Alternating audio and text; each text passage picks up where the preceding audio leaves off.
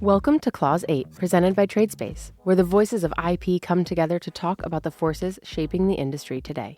If you enjoyed this show, please subscribe on clause8podcast.com and wherever you listen to your podcasts. And if you have a minute, don't forget to leave a 5-star review. It really helps. In today's episode, we take the show to Brazil. Brazil has somewhat unexpectedly become a go-to jurisdiction for patent enforcement due to the size of the market and a predictable system for obtaining injunctions. But many who filed patent applications in Brazil in the past remember the process as being long and painful. But in today's episode, Rob Rodriguez, one of the top patent attorneys from Brazil, explains why it's a jurisdiction that should be considered by anyone serious about global enforcement. More people are bringing business and filing patent applications. The PTO examine it faster, and with that, you do have more enforcement. And we saw on those cases the courts being willing to allow the enforcement. Plus, a special appearance from Tatiana Alves, a partner in Rob's new firm, RNA Law. We work as lawyers very close together with the technical team in terms of building a strategy that combines both, right? We do not leave the technical thesis to them and then just incorporate into our legal strategy. We try to match them together. And stick around after the interview for Eli's thoughts about the related shift he's seeing in the U.S. towards sophisticated chief IP counsel focusing on obtaining valuable patents. And now, here's your host, Eli Mauser. All right, so Rob, before we dive into discussing the state of patent law in Brazil, you have some exciting news of your own, and that's your start a new firm, RNA Law. So can you tell us a little bit about that and tell us about your partner, Tatiana, who's gracious enough to join us today as well? Thank you. Always a pleasure to be here. And I think it's a little bit about being ready when opportunities show up. And I do think that we have a very talented group and a lot of good clients. And I think that was the right move and going for the new challenges. We do have a real different mindset in terms of the way we want to approach is every lawyer in our firm needs to be very technical in understanding the facts of the cases and being ready to go. So we're going to try to make this more streamlined and not just on a business where you have partners where they only show up for meetings and then you have associates. We want to have a very technical, smaller group, but where everyone feels part of the whole game and also very technical. And if I'm talking about technical, I think Tatiana can make any person humble. I think she's the highest regard nowadays in patent litigation in Brazil. So she's someone that I'm very proud to be naming a partner in the firm. And I want to invite her here so she could share a little bit more. And it's very much a pleasure for us and having this group together. Thanks, Rob. And thanks, Tatiana. It's awesome that you were able to join as well. As Rob mentioned, you're one of the top patent litigation attorneys in Brazil. Where do you see your firm fit into where Brazil is with patent litigation? Thank you so much for the invite, Eli. It's very nice to be here talking a little bit more about this project. Rob and I, just as a background, we have been working together for almost 15 years now. We had a lot of projects that have come with us, both in ICT and pharma litigation. And I think the nice thing about RNA Law is that we are going to be able to continue to evolving the unique way we were doing patent litigation in Brazil. I think nowadays, as Rob mentioned, we are one of the teams that has the highest number of high-profile cases among different fields, right? People usually focus on different technical areas, but we have been working in so many different fields over this time. And also we interface with prosecution too, since the firm also has a department for that. So yeah, I think that's basically our view of, moving forward. I don't want to put you on the spot, but do you have a philosophy about how to approach patent litigation in Brazil that might be summarized with across these technical fields? Well, there's something I think that is unique for us that Rob and I have been doing for a while, and we'll continue to do that, is that we work as lawyers very close together with the technical team. in terms of building a strategy that combines both, right? We do not leave the technical thesis to them and then just incorporate into our legal strategy. We try to match them together. And I think this interface has been very unique to how we approach and has produced successful results to our clients. Do you think the technical piece of the litigation is becoming more important to the judges? I think the more cases are being filed, I think the judges also learn more. And a couple of years ago, you had only a few patent cases, and nowadays you have way more. And this brings a qualitative changes as well. So we see more and more the technical learning every aspect of the case as being very relevant for victories. And this is a change that we want to embrace and keep up. Thank you for joining us, Tatiana. Now, Rob, I'm interested in how you learned about patents in Brazil. Can you tell us about that? Wow, that's go a while back. I think I was in law school applying for summer jobs. And then I saw basically an offer that looks like paying well for a summer associate and was to work on patents. And I decided to try. At that time, I was considering tax or corporate or anything. And then patents and IP sound like a good adventure for a young person. So, yeah. But I have no idea where I was getting into now. So you studied law in Brazil, and then you studied in the U.S. at Stanford, and I believe you worked even in the Hoover Institution. What were the differences between the approach to law in Brazil and the U.S. and just at a general level? In the U.S., we have a common law system. I believe in Brazil it's civil law, but anything at a higher level about the role that it plays? Yeah, we have a by definition civil law system, but we see a lot of growing what we call court activism. So we see a lot of features of the common law as guidance to civil law. So we see more and more courts playing a role on establishing the rule of law. And so that's something that is growing a lot with time. So I think that's one of the major differences. Although the decisions are, first of all, we do have a very litigious country in Brazil. So it's like almost like I'd say 100 lawsuits total. 100,000 or? 100 million, sorry, 100 million. 100 million. Okay, 100 million. Okay, Yes. yeah, that is a lot of lawsuits. So there's like a lot of initiatives trying to reduce the amount and apply more for mediation for ADRs in general. But in general, we see it's very common to see everyone has at least a personal lawsuit in their life against even a small claim or a big claim. And very often there are people that have many. And if you have a friend that's a lawyer, you're going to give him a lot of job just with things that happen.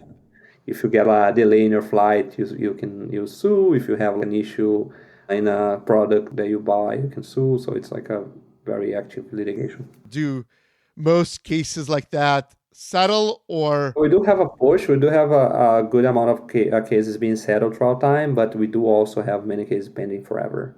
So it's depending on the area, on what the claim is. On patents, for instance, we see a lot of cases going through settlement.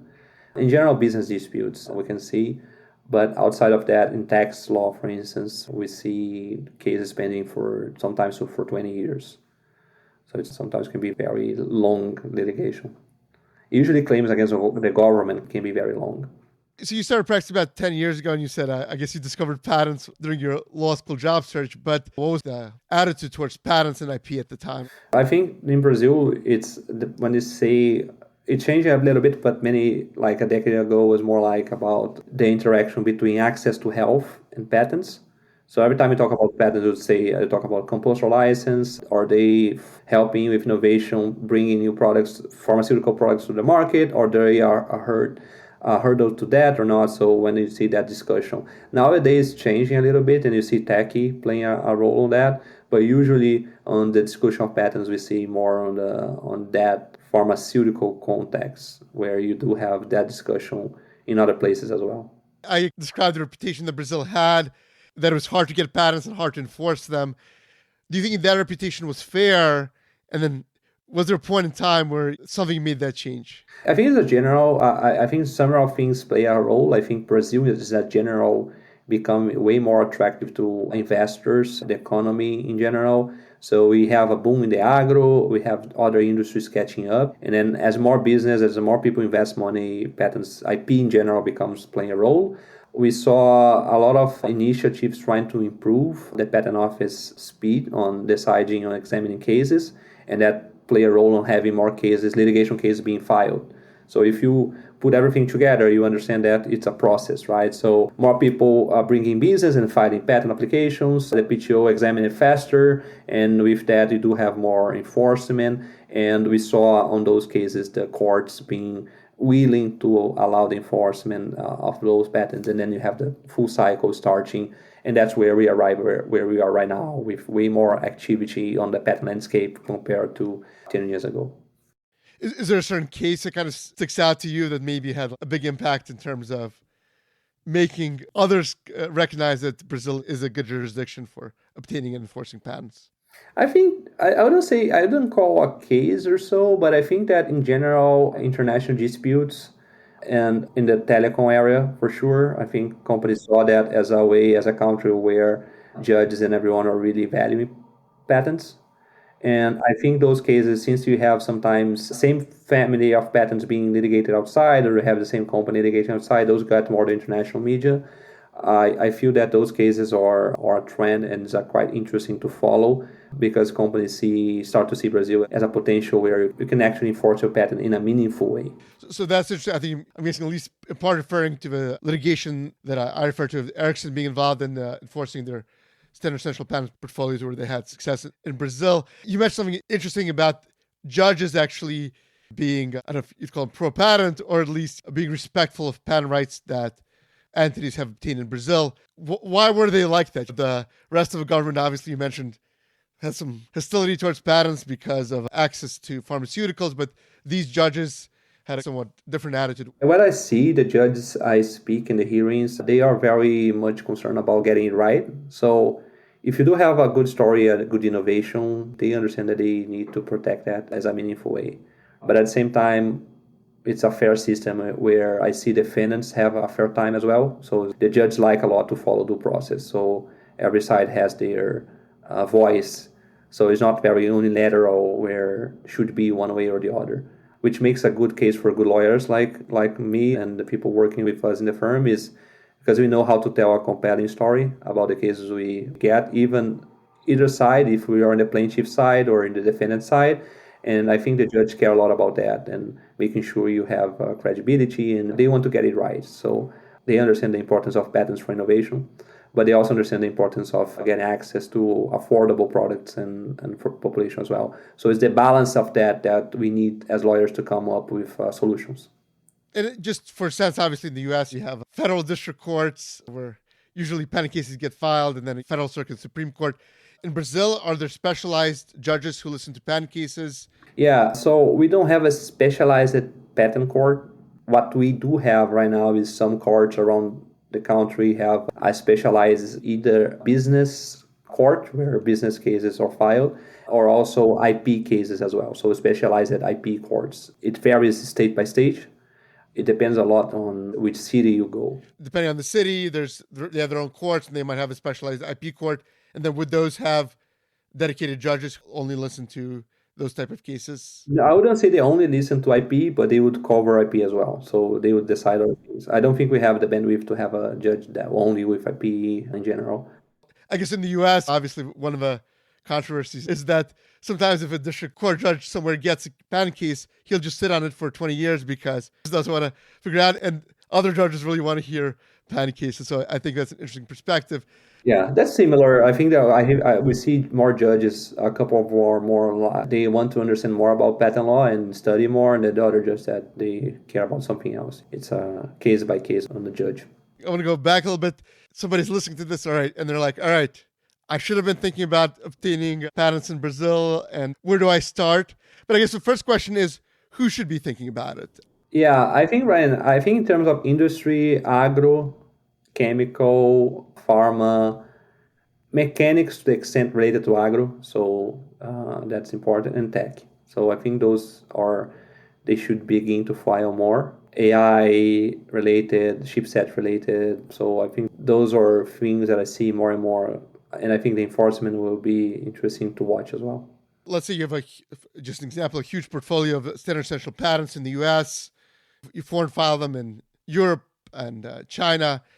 You're thinking about, all right, I should foreign file in Brazil as well. Let's say you have a portfolio of 1,000 patent applications and you don't want to file 1,000 patent applications in Brazil. I guess what would be your kind of strategies that you see companies using?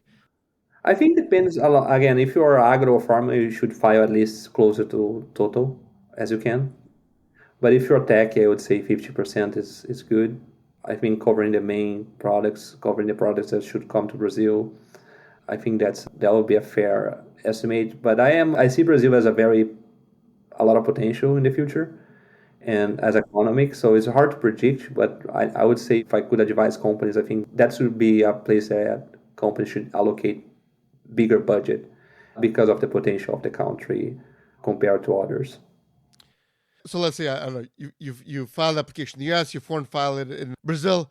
What's the examination process like in Brazil right now? I guess maybe you could describe a little about the patent office. Is it divided by different technical areas the same way in the US? Yeah, we do have technical areas in general. I think like 20 or something. It depends a lot but the core areas are covered. And some areas are faster than others. We saw, for instance, telecom taking more compared to mechanics. So when I say taking more, sometimes taking 8 years to 10 years for examination. For telecom? Yeah. Oh, wow. Is that currently the case right now? It's reducing, but it's still some cases can take a while. And the patent office if you have a case granted in Europe, you can make it faster, right, to get in Brazil. But usually, if you have a complex case, it will take more. But yes, I guess that's an average, and more the PTO is trying to hire more examiners, but it's hard. I see less and less people much interested in joining the PTO as an examiner. So this is something that they are struggling, trying to attract more people willing to do that. And I think that's a trend in other countries as well, not just Brazil. But yes, as technology evolves, they need more new examiners, and that's where is a challenge right now. And you mentioned if you get a patent in Europe, it might be easier to get one in Brazil. In a lot of foreign patent offices, you see this situation where examiners just follow what happens in another jurisdiction, even without a special request. They just follow the examination in Europe or the US. In Brazil, do you see that kind of thing where the examiners are citing the same kind of art, and if a case gets allowed in the US or the Europe, then they allow it as well? Or is it very independent? I would say besides taking pharma out of the equation, yes, it's very much mirroring that. Pharma is a little bit different. I think they are more, the examination is a little bit more complex. But yes, it's definitely a trend on try to understand what happens outside of Brazil and have a similar examination. Very rare to have a case totally different claims totally different from Europe, for instance.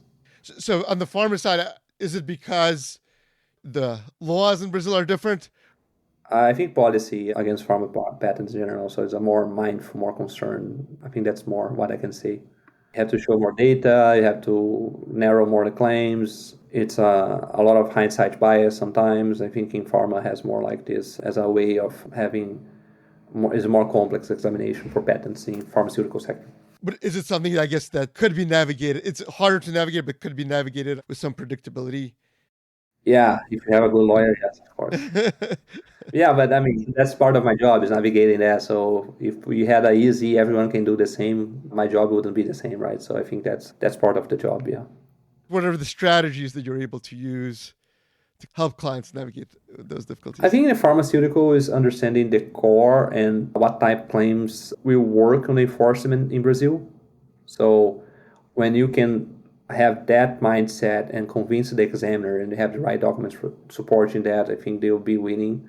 I think if you want to go really claiming everything, that's where you're going to have more challenge. But if you can understand the law in Brazil and say, well, if I get this claim, that will be enough as a patent side, and then make a pitch around that for the examiner, I think that's where you get more successful.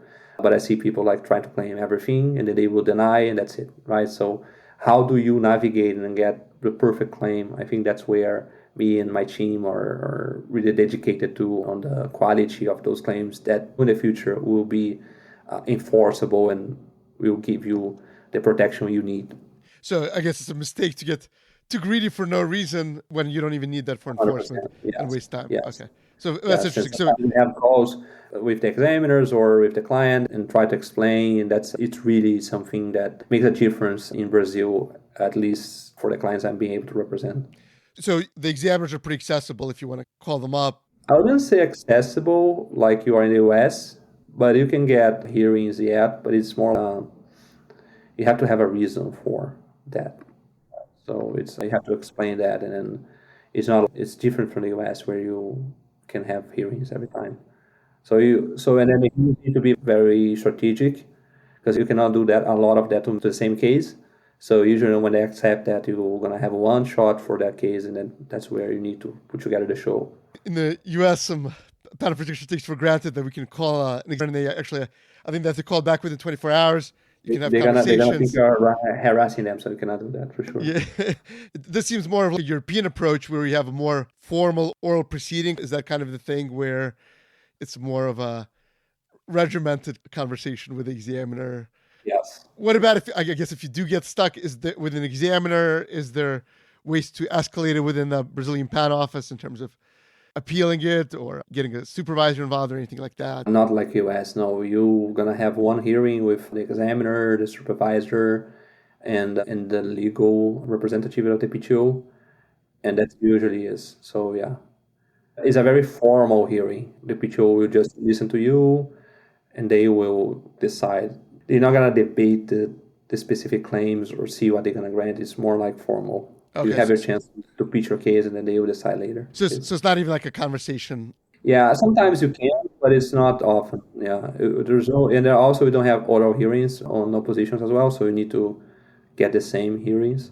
So yeah, it's a little bit different. But I guess if you know how to work with that, you can still be heard. So most of the time, I'm assuming you don't have to rely on something like that. You respond in written form, and everything is written. So, and I guess once after that oral hearing, that's really the end of the line. Once you request that, and if you don't succeed at that point, you can always litigate that. So it's possible to file a lawsuit trying to overcome a denial of the PTO, and we see that. For blockbuster products, for relevant products, we see that happening, and we see courts willing to step in and overcome the PTO. So that could be an option as well. Is that an expensive kind of? Could be, depending on it's a case by case, but could be very expensive if you talk about a very complex, because then other parties, potential infringers, will oppose, so it becomes like a little bit of my contentious. But if it's a straightforward case, then it can be cheaper. So you mentioned oppositions, and I'm guessing that's after somebody's issued a patent, others can challenge it at Brazil. How common is that, and what is the process like? I see a lot on the mechanical, pharma, and agro cases, more oppositions there. You have a 6-month deadline to file an opposition. Any interested third party can file, and the PTO will ask the patent owner to comment, and later they will decide. They're going to issue an intermediary opinion, but very often they keep that, either agreeing to invalidate the patent or keeping the patent alive. Depends on the case. Once somebody, I guess, requests an opposition, are they still involved in the process? Or at that point, it's the patent owner? They keep involved and yes, they do. And multiple parties, I guess, they'd be consolidated, or would a patent owner have to deal with multiple oppositions? Yes, they often, if multiple parties file oppositions, they would have to handle each case differently, handle multiple oppositions, yeah. And do you have a chance to amend your claims? It's a good question, yes. We see that being possible, yes. To the extent of what do you mean, that's the issue that, right? So it's usually to reduce the claim scope, but we saw sometimes companies being able to change the claim scope a little bit. But let's say after it gets invalidated, can you try to amend at that point, or is that too late at that point? You're going to have to file a lawsuit if you want to do that, but it's very unlikely. And what are the chances, like if you get if you're a patent owner and your patent is opposed, is it like I'm screwed, or is it 50-50? Or well, it depends a lot. It really depends on how the examination went. If you get the claim granted and the examiner clearly didn't see one relevant prior art, then you have a problem. But if the same prior art with different arguments, then usually the chance of keeping the patent alive is high. And is it possible that they'll invalidate independent claim, but one of your dependent claims will survive? Is there? Then you have to change, format the claim, yes.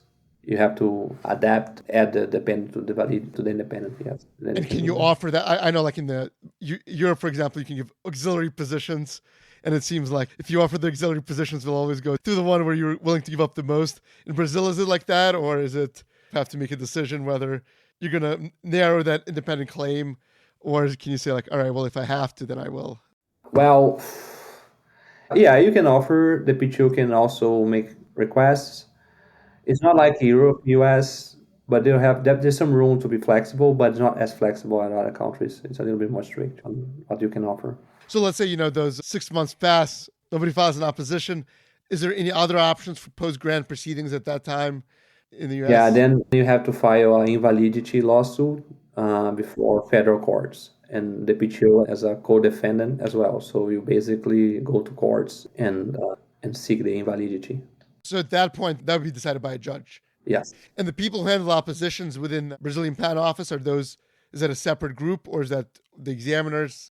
Is a separate group of examiners, yes. A specific focus on appeals and oppositions. But it seems like at least if an examiner looks at the same art, they're going to defer to that examiner's judgment. Yeah. So let's say you survive this opposition, and now you're thinking about enforcing your patents.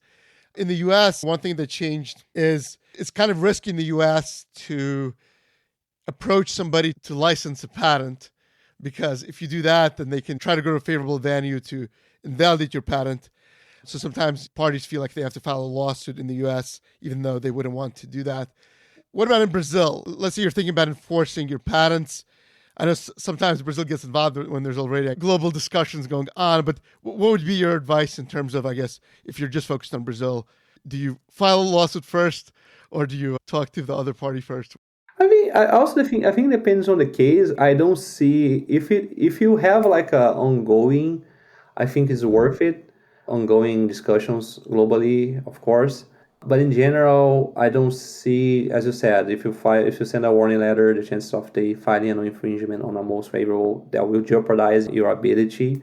I would say that it's a case by case. Usually, the warning letters are not as efficient, but depending on the relationship, could be a way to settle faster. Yes. So interesting. Even if it's like a Brazilian company where you said litigations aren't as common as fast food in there, but parties are open to licensing patents and paying if they're using some. Yeah, I guess so. Yeah. So you also mentioned I have the U.S. mindset, obviously. Some courts are favorable in the U.S. They try to find strategies to file in those courts. In Brazil, you said different cities have different courts. What advice would you give to a client who's thinking about, let's say there's infringement going on across the country, or? It depends on the ability that you can. Right now, most cases are being filed in Rio de Janeiro. I would say Rio and São Paulo are the core, or the way where you have more judges available, and it will depend a lot on who is your defendant, the type of claim. I think that's the case, but we see more cases being filed in Rio and São Paulo right now. I'm guessing because those venues, they're faster and they're somewhat predictable because other cases have been filed before and people know how it played out. I think it's just because you have more the biggest venues as well, and then we see that Rio can be favorable, but yeah, it's just a matter of geography. And you said it depends who your defendant is. Are some venues in Brazil more favorable? Let's say it's a hometown company or something like that. Is that something you have to work in Brazil? That's where you can try to avoid, yes. One thing that you often hear about enforcement in Brazil, it's pretty easy to get an injunction. One of the things you hear is you can get an injunction. I wouldn't say it's pretty easy. I think it's very much possible. It's different from being easy. I think it's definitely on the table if you have the right story and the right arguments and the technical analysis. What would the story need to be? What is the pattern that you would need? I think that, again, it's a case-by-case basis. I think that it's hard to say what do you need, because it will be based on the industry as well. There are cases where we can show the history of trying to negotiate. There are cases where our patents are very strong but the competitors don't care. So it's a very case-by-case device. I don't think there's a general one-size-fits-all approach to that. This is something every day I have a different client, and every day I have a different advice based on their story. You said, the courts are balancing kind of the policy impacts, but let's say it's cell phones. I don't know. With the court taking into account, well, people are going to be heard because they won't be able to buy this product. No, we see the public interest playing a role. Yeah, they will consider that as an argument for sure. That the importance, and you're gonna have to argue about both sides. So judges will balance the interests of both sides. So it's interesting that the fact that actually if you try to negotiate and get a license, that will actually help you get an injunction. So I guess before you consider getting an injunction, that's something that might help you to do that, right? To go through that process. I mean, anything else that stands out? I think you mentioned, trying to get a license, the strength of your patent. And the strength, I mean, I'm guessing like a pretty clear infringement and validity story. The public policy considerations not being, I guess, anything else that I guess sticks out to you in terms of you would tell a client, I think you're in a good position to try to get an injunction or not. Yeah, I think it depends on the timing of like how much time the defendant is on the market. For instance, if he is a new launch, what type of product, what type of So if it's a new launch, that's easier to get an injunction, right? Versus, again, I'd like to say easier, but it's more feasible to get injunction. If it's a product that is in the market for a long time, like a year or so, it's harder. Another thing that I guess you hear is that, and maybe you can clarify the reality of this, is that you can get an injunction without the other party knowing about it in Brazil. Yeah, it's possible to export the injunctions. It's possible, yeah. It's not very common, but it's possible. And I guess in what situations would it be possible, and in what situations wouldn't it? I think when you show that the urgency, so you can wait for, is where it's more possible. So I guess that's part of it. When you file an injunction, it's not like you want to keep the other party out. It's that just to get this done as quickly as possible. And I guess at that point, once the injunction is put into place, the other party gets a chance to respond. Yes, and then you're going to have the other parties have the chance to comment and provide an answer, and then the judge will decide. So I mean, from let's say you're the party there's an injunction against you, what advice would you give them in Brazil about putting forth a strong case? I think it's the due diligence before storytelling, putting together the things. I think, again, it's really repetitive, but it's a case-by-case basis. I don't think there's like a one-size-fits-all. It depends on the defendant, the product, and everything, and the timing, the business, like all those things. The time of the year, the season, if it's summer season, if it's winter, like those things are important for sure. And that's interesting. So why is the season important? Because, for instance, summer, depending on the timing, courts will be closed. Oh, got it. Yeah. Then you only have like an urgency matter, so it's harder to file a case and get. So it's more the availability of judges. Yeah, I don't think we had that in the U.S. I think through a code we could have had a small version of that. So you get that injunction, and then what usually happens in Brazil is that usually when the parties settle. You see settlement happening after injunction is finally decided. We see companies usually discussing settlement, so that's where we see settlement. Yes. And from what I understand, because the damages are pretty insignificant.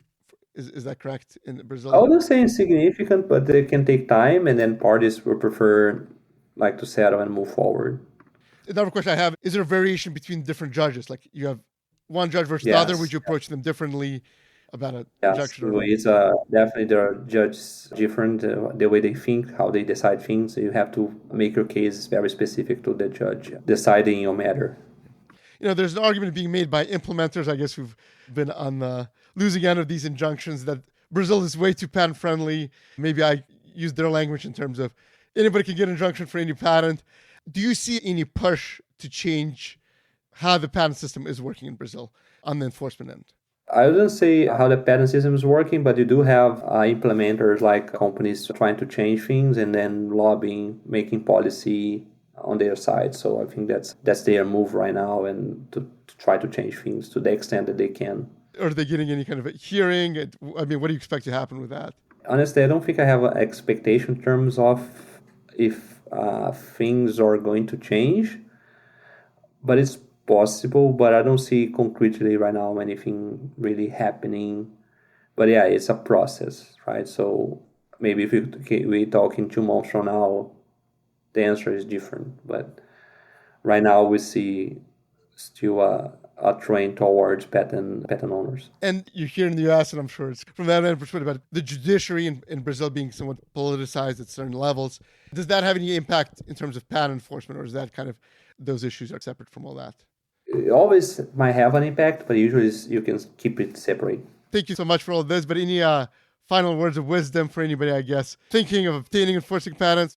Of course, yeah. Thank you for the opportunity. I appreciate the time. I appreciate the conversation. I strongly think that we are, as a jurisdiction, Brazil is developing a lot and improving a lot. And I think the trend is towards positive for patent owners. So, yes, it will be fun to keep working and seeing more and more cases. All right, so I wanted to share with the Clause 8 listeners a little bit about my own thoughts. First of all, why I thought this conversation would be so interesting. Brazil is at an exciting point. It's an exciting point where people have been filing patents there for a long time. They've had a patent system and then enforcement of patents. But most people who file patents there kind of didn't give it that much thought. They thought an application was important. They'd file it there, and sometimes they'd get a patent, sometimes they wouldn't get a patent, and they'd go from there. It really became more important in recent years because of the ability to enforce your patents in Brazil, to some extent, is actually easier than in the United States.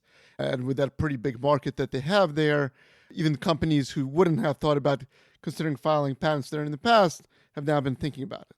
And now, if you're going to be filing patents with the thought of, well, not just, well, let me just do it just in case, but specifically with the thought that you're going to be wanting to enforce it there and so forth, you're going to be approaching it a little different. And I think RNA Law, the formation Robert and Tatiana mentioned, is very interesting because they really are an elite firm for those clients who know that they're going into the market because they want to get the very best protection possible and work with the attorneys who can enforce their patents there.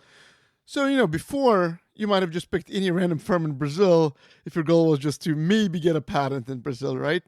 But now, if you're kind of a new entrant in Brazil in terms of obtaining and enforcing patents there, then you really want the very best. And the RNA Law kind of fits in that market and creates that space.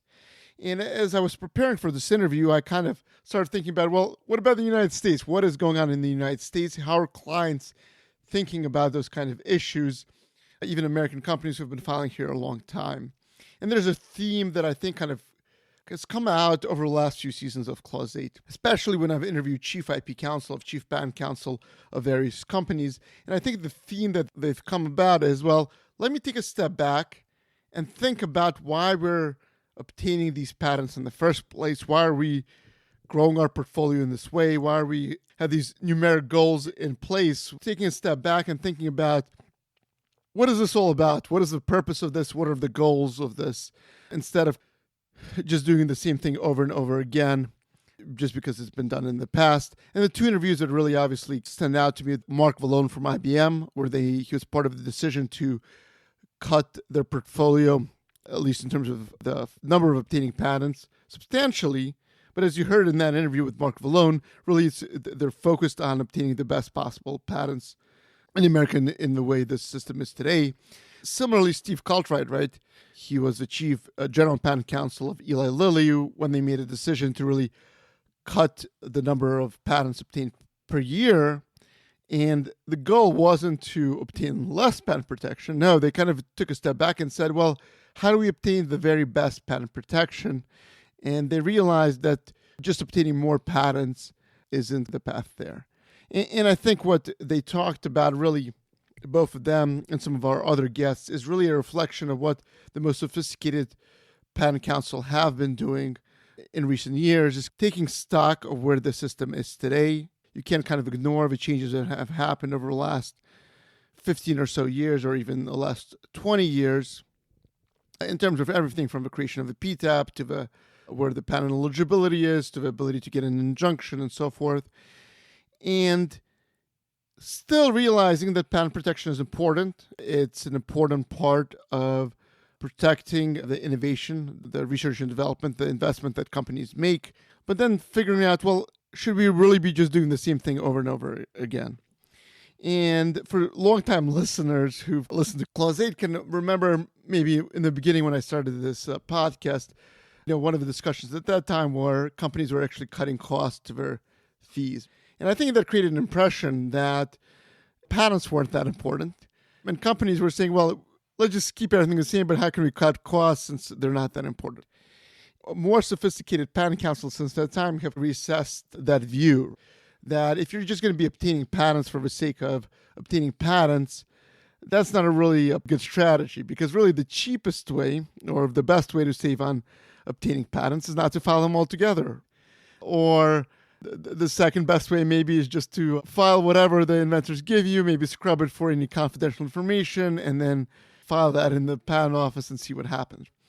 But nobody's really going with those options 1 and 2. The option 3 seems like the most attractive option. If you don't really care about the patents that you get or why you're building the portfolio in the first place, let's just find the cheapest way to do that. I think the problem that sophisticated patent counsel have realized is that when you just spend millions of dollars obtaining patents that you don't know why or what their value is that when there comes a point in time when you need to actually rely on that patent portfolio, and that's for anything, if somebody approaches you for a licensing deal or you're involved in some kind of litigation, or maybe you're spinning off a part of your company or you're involved in an acquisition or so forth, you look at your portfolio, that patent portfolio that even though you still try to save money on obtaining, you look at that portfolio and you have no idea what's in that portfolio in the first place, and you have no idea if there's anything valuable, and you don't know if there's anything you could rely on. So you'd spend a lot of time and resources finding that out, and you discover, well, there isn't that much. And actually, another episode comes to mind is the episode of the founder of Affino. The way he got the idea to start that company was because he was at an operating company that invested a lot of money in building a patent portfolio. But when they actually had to go through their patent portfolio and see if they had anything valuable, in the standard essential patent space, they discovered they didn't. So people who are rising to the senior roles as chief IP counsel, as general patent counsel, or even outside counsel who are advising companies about their overall patent strategy, have seen these stories. And the question is that even if they cut these costs by millions of dollars in terms of obtaining maybe each individual patent, the patent portfolio, I wouldn't say it's worthless, but it doesn't have much worth, right? And in reality, is obtaining a patent, the biggest expense that a company spends on obtaining a patent is not what they pay outside counsel. It's not even to draft out a patent application. It's not even the prosecution costs.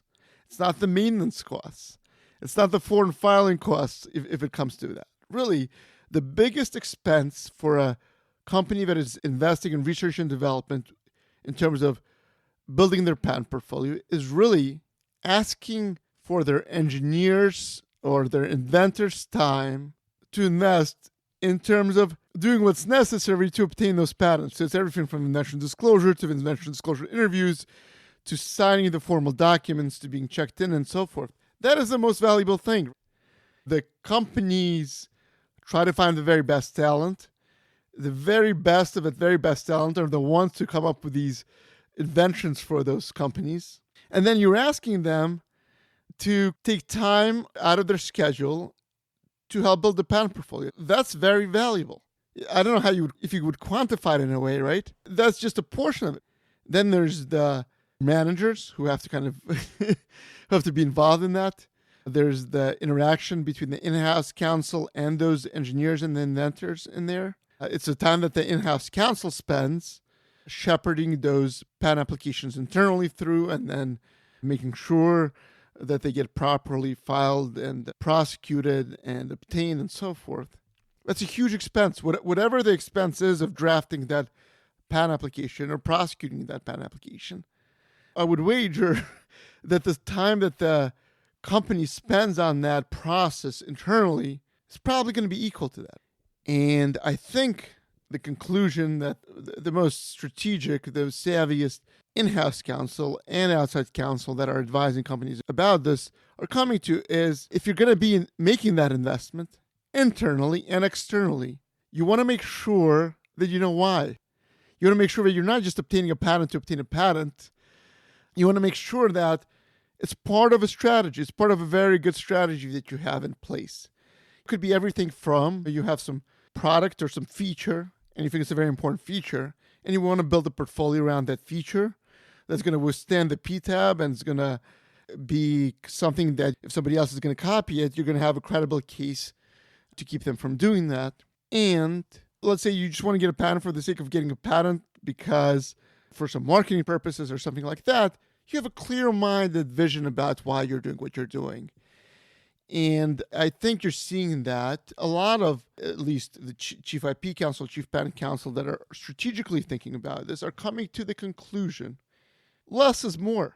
Let's invest in maybe a smaller number of patent applications, but make sure those patent applications are the best patent applications that we could reasonably obtain.